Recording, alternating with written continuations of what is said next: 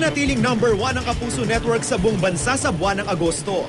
Base sa Nielsen TV Audience Measurement, nasa 34% ang total day household audience share ng GMA sa buong bansa.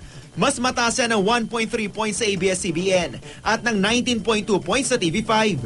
Numero 1 rin ang GMA sa Urban Luzon, kung nasa ng 77% ng total urban TV household sa bansa.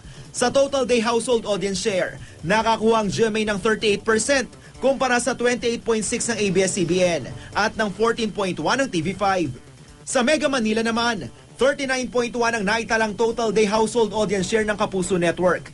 Higit na mataas din sa nakuha ng ABS-CBN at TV5.